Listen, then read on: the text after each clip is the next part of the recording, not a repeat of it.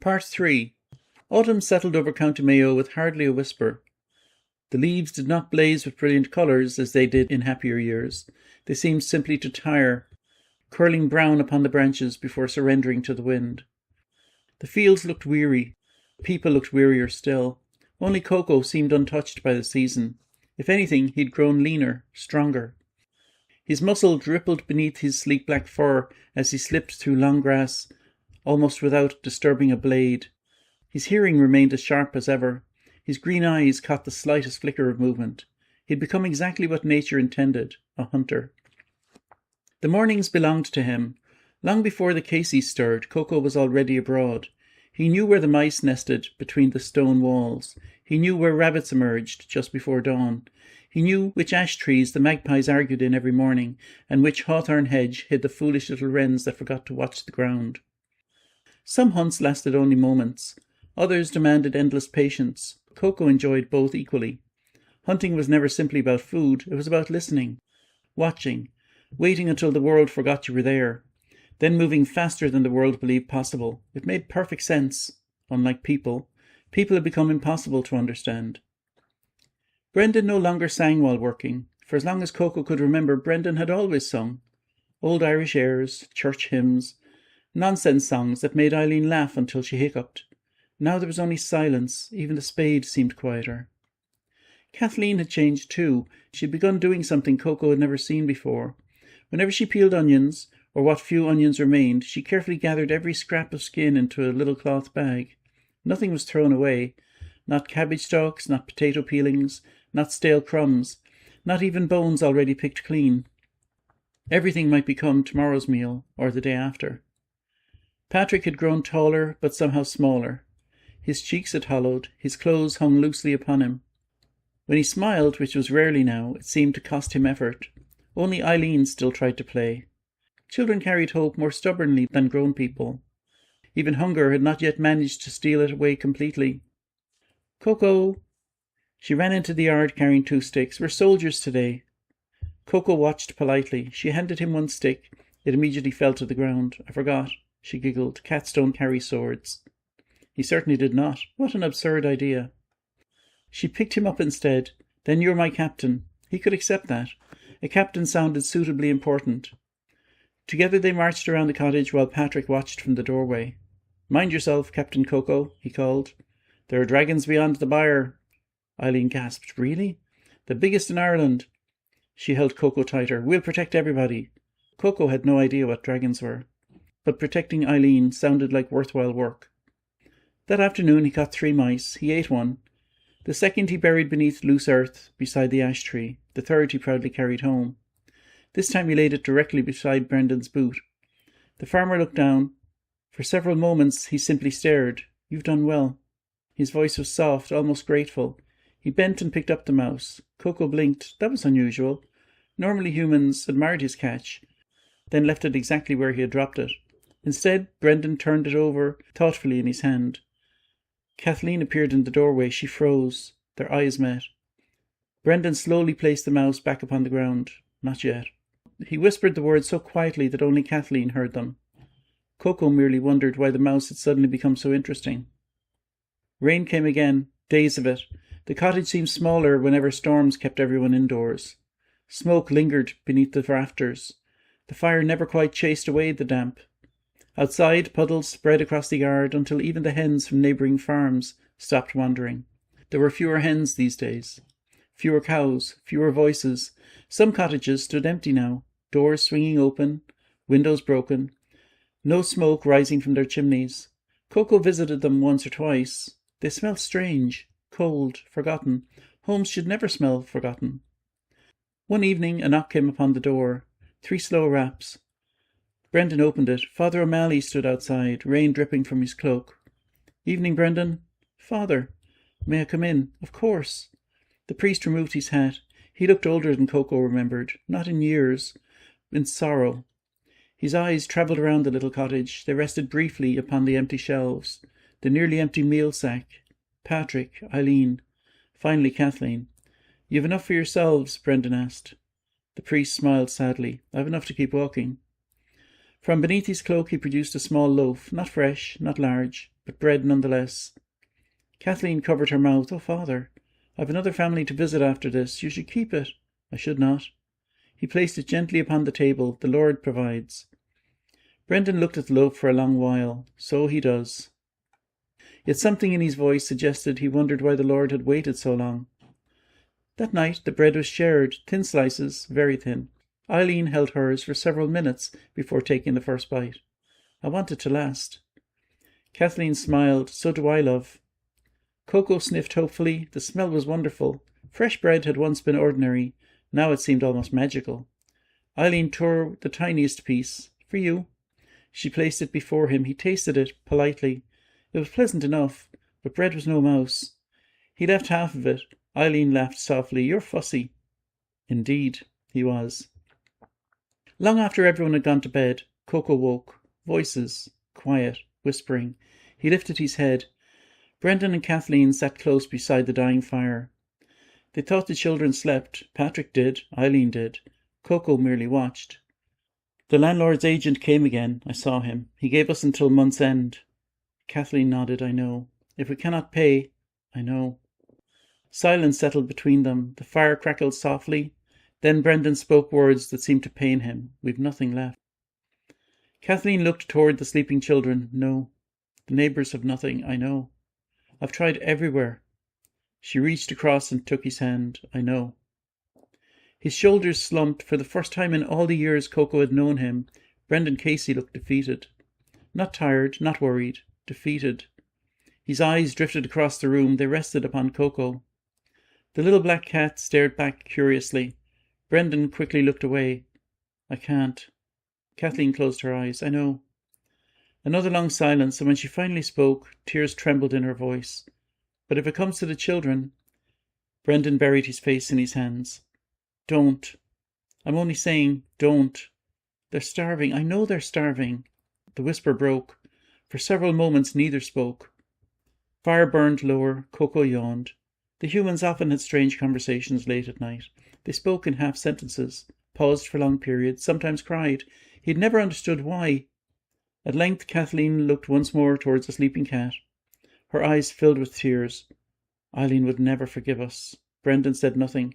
He simply stared into the fading embers. Coco stretched luxuriously before curling himself into a tighter ball. Whatever troubled the humans tonight, it would surely pass by morning. It always had. Outside, the wind sighed through the bare branches of the ash tree. Inside the cottage, a little black cat slept peacefully, unaware that for the first time in his life, the people who loved him had been forced to imagine a world in which his greatest gift was no longer his companionship, but the meat on his bones. And in the darkness, Brendan Casey silently prayed that such a day would never come. Part 4. The first frost came early. When Coco stepped into the yard before sunrise, the grass crunched softly beneath his paws. He paused. Frost fascinated him. The world looked familiar, yet smelt entirely different. Every blade of grass carried its crystal edge. Every stone glistened silver beneath the dawn. Even his own breath drifted before him in little white clouds. He batted playfully at one. It disappeared. Magic, he decided, was a disappointing thing. The mice were slower on cold mornings. Coco appreciated that. He caught 2 before the sun had fully risen, and a 3rd before breakfast. Not that there was much breakfast waiting. When he returned to the cottage, Eileen was sitting on the doorstep with her knees pulled against her chest. She smiled when she saw him. "There you are." He rubbed against her boots. She picked him up. "Oh, Coco." Her hug lasted longer than usual. Her little body felt lighter than it once had. Even her arms seemed thinner. She buried her face in his fur. "I had a dream." He listened. "In the dream we had a table so full of food that Mammy couldn't find room for another loaf." She laughed quietly. "Daddy said we'd have to build a bigger table." Coco purred. Dreams sounded like pleasant places. Inside the cottage, Kathleen scraped the bottom of the meal sack. Only dust remained. She shook it once, twice, nothing. She folded the empty sack carefully. Even that might be useful one day. Brendan watched without speaking. Patrick pretended not to notice. "What now?" Kathleen asked softly. Brendan stared at the dying fire. "I'll try Ballinrobe again." "You've been 3 times. I'll make it 4. No one's lending any more. I know. I can ask Father O'Malley. He has nothing left to give." Brendan nodded. I know. There was that phrase again, the one Coco heard almost every day now. I know. Humans said it often when nothing could be changed. Brendan left before daylight had even fully broken. His boots disappeared down the muddy lane until even Coco could no longer hear them. The cottage felt emptier without him. It always did.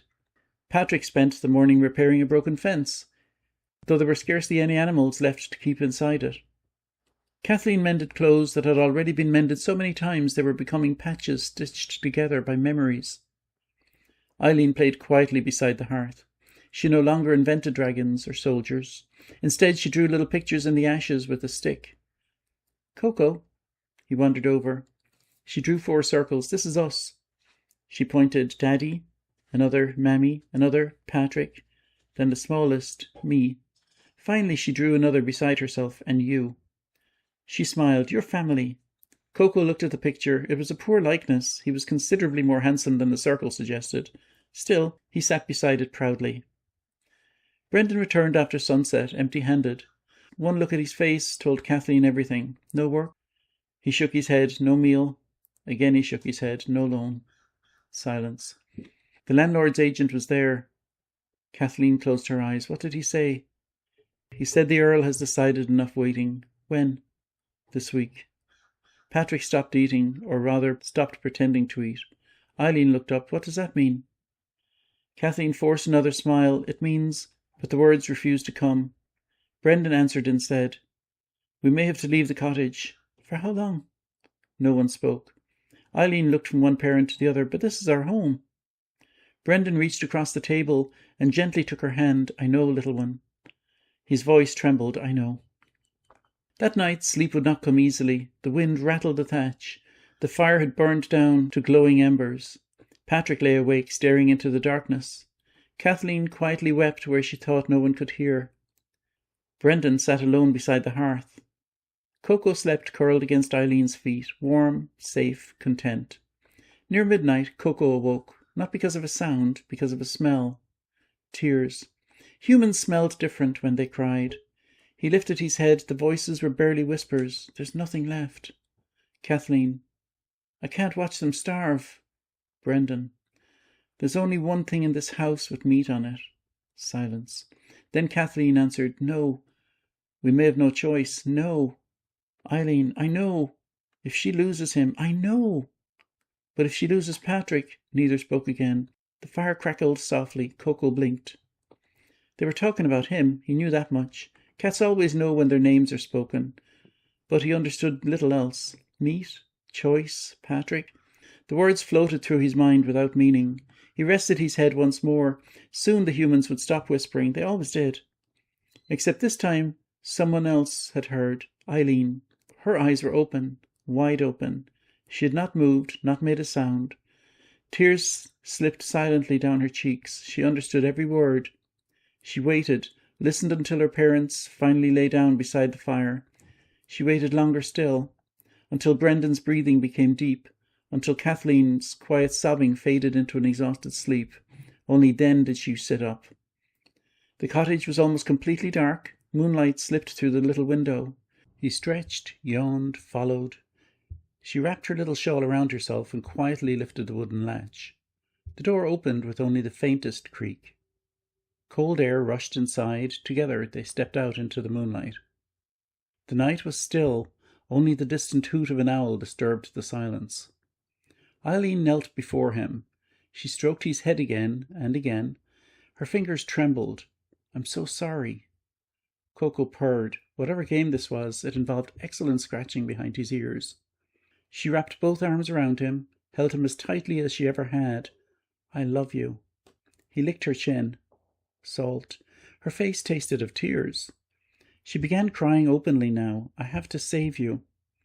Coco tilted his head. Save him? From what? She stood, picked him up, carried him to the stone wall at the edge of the little field. Beyond lay the hedgerows and open countryside, the edge of his familiar kingdom. She kissed the top of his head, then, with a gentle push, set him down on the far side of the wall. Run! Coco simply stared. Go on. He remained exactly where he was. Surely she wanted him to come back. She always wanted him to come back. Her tears came faster. "No, Coco." She pointed into the darkness. "You have to go." He took one uncertain step toward her.